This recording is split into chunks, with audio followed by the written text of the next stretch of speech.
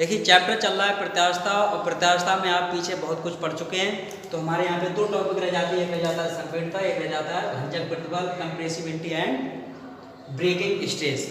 तो आपको पता है कि कोविड-19 की वजह से आपका 30% सिलेबस क्या कर दिया गया है, लेस कर दिया गया है। और इस चैप्टर से आपका जो प्रत्यास्थ ऊर्जा वाला आपका जो डेरिवेशन था वो यहाँ से क्या कर दिया गया है, लेस कर दिया गया है। तो यहाँ पे दो टॉपिक रह जाते हैं, एक रह जाती है संपीड़ितता, एक रह जाता है आपका भंजक प्रतिबल मतलब कंप्रेसिबिलिटी एंड ब्रेकिंग स्ट्रेस। तो सबसे पहले हम बात कर लेते हैं कि संपीड़ितता होती क्या है। तो जो संपीड़ितता होती है वो आपकी होती है सिकुड़ने की क्षमता, और सबसे ज्यादा सिकुड़ने की क्षमता किसमें होती है, गैसों में होती है। इसीलिए संपीड़ितता गैसों की क्या होती है, सबसे ज्यादा होती है, और ठोस और द्रवों की क्या होती है, बहुत कम होती है।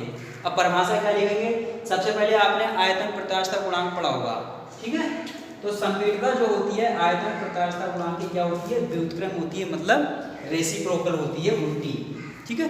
तो जो संपीड़ितता होती है, संपीड़ितता बराबर संपीड्यता 1/, आयतन प्रत्यास्थता गुणांक, आयतन प्रत्यास्थता गुणांक, ठीक है। तो आयतन प्रत्यास्थता गुणांक के व्युत्क्रम को क्या कहते हैं, संपीड्यता कहते हैं। क्या लिखेंगे परिभाषा में, आयतन प्रत्यास्थता गुणांक के व्युत्क्रम को क्या कहते हैं, संपीड्यता। The reciprocal of bulk modulus it is called compressibility, the reciprocal of bulk modulus it is called compressibility. क्या लिखना है, आयतन प्रत्यास्थता गुणांक के व्युत्क्रम को क्या कहते हैं, संपीड्यता कहते हैं, ठीक है। और संपीड्यता को हम किससे प्रदर्शित करते हैं, बीटा से, किससे, बीटा से। इसके बाद आयतन प्रत्यास्थता गुणांक को हम कह देते हैं बल्क मॉडुलस, और बल्क मॉडुलस का मतलब इसको रिप्रेजेंट कर देते हैं किससे, बी से। तो बीटा बराबर होता है, वो होता है हमारा 1/b, ठीक है। अब आपको इसकी मात्रा निकालना है, इसका विमा निकालने हैं, इसका जो भी निकालना है वो आयतन प्रत्यास्थता गुणांक का क्या होगा, व्युत्क्रम होगा उल्टा। तो जो इसका हुआ करता था वो इसका क्या बन जाएगा, इसका बन जाएगा उल्टा। अब आपको पता है कि आयतन प्रत्यास्थता गुणांक का मात्रक क्या हुआ करता था, न्यूटन प्रति मीटर स्क्वायर। क्या हुआ करता था, न्यूटन प्रति मीटर स्क्वायर। अगर इसका मात्रक हम निकालेंगे तो मीटर स्क्वायर कहाँ पहुंच जाएगा, ऊपर क्या बन जाएगा, मीटर स्क्वायर प्रति न्यूटन, ठीक है। तो इसका जो मात्रक बनेगा संपीड़ितता का वो क्या बनेगा, वो बनेगा आपका, इसका बनता था न्यूटन प्रति मीटर स्क्वायर ऊपर पहुंच जाएगा, क्या बनेगा, मीटर स्क्वायर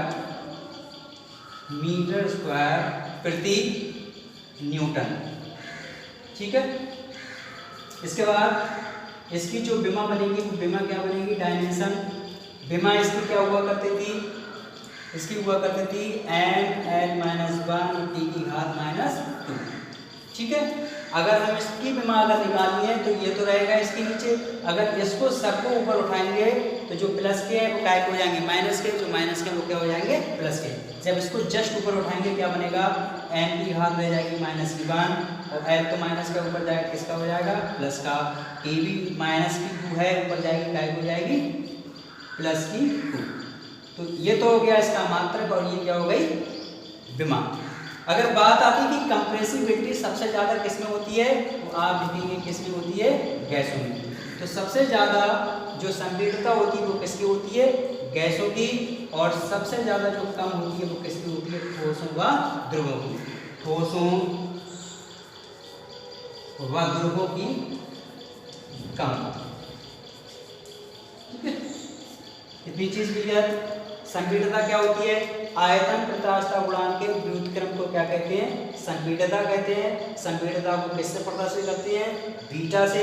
आयतन प्रत्यास्थता गुणांक को बी से प्रदर्शित करते हैं तो वो हो जाएगा 1/b, बीटा बराबर हो जाएगा 1/v। इसके बाद अगर इसका मात्रा निकालेंगे तो जो मात्रा विमा सब आयतन प्रत्यास्थता गुणांक की क्या बन जाएंगी, उल्टी बन जाएंगी। तो इसका हुआ करता था न्यूटन प्रति मीटर स्क्वायर, इसको रिवर्स करेंगे, उल्टा करेंगे, क्या बनेगा, मीटर स्क्वायर प्रति न्यूटन। मान रखेंगे यहाँ पे, तो मान रखेंगे तो वो मीटर स्क्वायर कहाँ पहुँच जाएगा, ऊपर। इसके बाद इसी प्रकार से विमा निकालेंगे, आपको पता आयतन प्रत्यास्थता गुणांक की विमा ये होती है। यहाँ पे रखेंगे, अगर इसको ऊपर उठाएंगे क्या बनेगी, जो तो प्लस की वो काय की बन जाएगी माइनस की, और जो माइनस की वो काय हो जाएगी प्लस की, और ये हो जाएगा t की घात 2। इसके बाद संपीड़ितता गैसों की सबसे अधिक होती है, ठोसों व द्रवों की क्या होती है, सबसे कम होती है। ये तो हो गई हमारी संपीड़ितता। अब हमारा टॉपिक रह जाता है जिसे कहते हैं भंजक प्रतिबल। देखिए भंजक प्रतिबल क्या होता है, जिसने प्रत्यास्थता पढ़ा होगा भंजक प्रतिबल की परिभाषा आसानी से लिख सकता है। ठीक है, तो जिसने प्रत्यास्थता पढ़ा उसको भंजक प्रतिबल बहुत अच्छी तरीके से समझ में आएगा। ठीक है, भंजक प्रतिबल, भंजक प्रतिबल जिसे कहते हैं ब्रेकिंग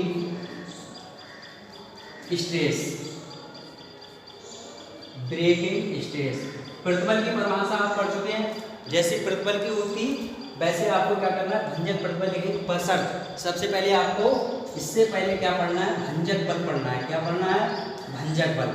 अब जो भंजक बल की परिभाषा आएगी, प्रतिबल की परिभाषा आएगी, जैसे हमने प्रतिबल लिखी थी वैसे भंजक बल की तरह काम करेगी। भंजक बल ये हो जाएगा ब्रेकिंग फोर्स। तो उससे पहले हमको पढ़ने से पहले हमको क्या आना चाहिए, ब्रेकिंग फोर्स हमको आना चाहिए।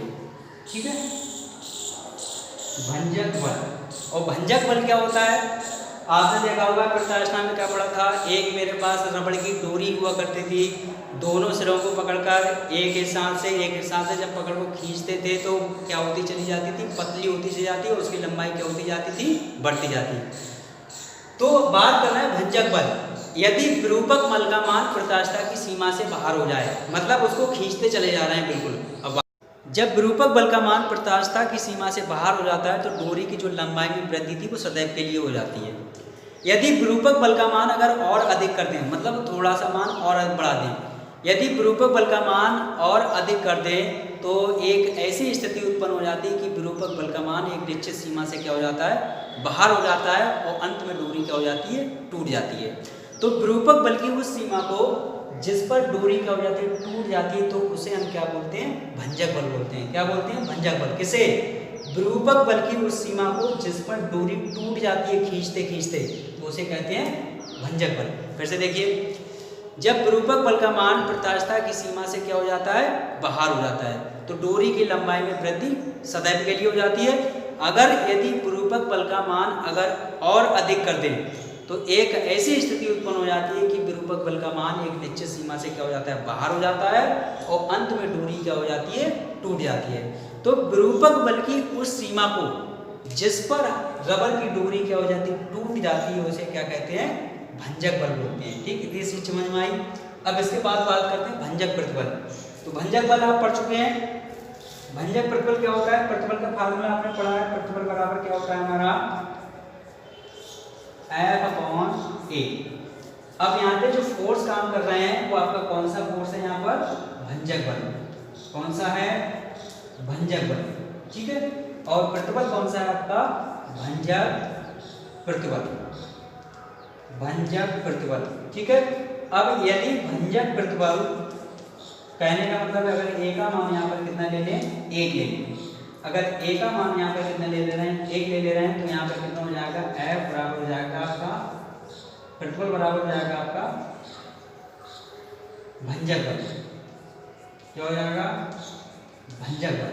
अब यहाँ की परिभाषा आप क्या लिखेंगे, तो डोरी के अनुप्रस्थ काट के एकांक क्षेत्रफल पर लगने वाले भंजक बल को हम क्या बोलते हैं, भंजक प्रतिबल। फिर से देखिए, एक का मतलब होता है एकांक, एक का मतलब क्षेत्रफल, किसका, जो डोरी हमारी थी, डोरी के जो आपके सिरे थे इसको बोलते हैं अनुप्रस्थ काट। तो डोरी के अनुप्रस्थ काट के एकांक क्षेत्रफल पर लगने वाले भंजक बल को क्या कहते हैं, भंजक प्रतिबल। इतनी चीज समझ में आई। पहले तो हमको भंजक बल आना चाहिए, इसके बाद हम भंजक प्रतिबल को डिफाइन करेंगे। इसके बाद देखिए, फिर से देखिए, पहले हम बात कर रहे हैं भंजक बल से। भंजक बल क्या बनेगा, जब विरूपक बल का मान एक प्रत्यास्थता की सीमा से क्या हो जाता है, बाहर हो जाता है, तो डोरी की लंबाई में वृद्धि सदैव के लिए हो जाती है। ठीक, यदि विरूपक बल का मान और अधिक कर दें तो एक ऐसी स्थिति उत्पन्न हो जाती है कि विरूपक बल का मान एक निश्चित सीमा से क्या हो जाता है, बाहर हो जाता है और अंत में जाकर डोरी क्या हो जाती है, टूट जाती है। तो विरूपक बल की उस सीमा को जिस पर डोरी क्या हो जाती है, टूट जाती है, उसे क्या बोलते हैं, भंजक बल बोलते हैं। ठीक, प्रतिबल की परिभाषा आपने पढ़ी है, प्रतिबल बराबर क्या होता है हमारा, F/A। प्रतिबल हमारा कौन सा, भंजक, तो हमारा जो फोर्स होगा वो आपका कितना होगा, आपका भंजक बल। ठीक, तो भंजक प्रतिबल बराबर हो जाएगा आपका, अगर ए का मान है यहाँ पे हम 1 ले लेते हैं क्षेत्रफल का, तो हमारा बन जाएगा भंजक प्रतिबल बराबर हो जाएगा भंजक बल। तो परिभाषा आप क्या लिखेंगे, तो डोरी होती है, डोरी के जो सिरे होते हैं वो क्या कहलाते हैं, अनुप्रस्थ काट। तो अनुप्रस्थ काट के एकांक क्षेत्रफल पर कार्य करने वाले भंजक बल को क्या कहते हैं, भंजक प्रतिबल। ठीक, तो यहाँ से इस चैप्टर की आपकी थ्योरी यहाँ से क्या होती है, फिनिश होती है। अब अगली बार में न्यूमेरिकल से बात करेंगे और न्यूमेरिकल से पहले आपको फार्मूला यहाँ पे नोट कराएंगे।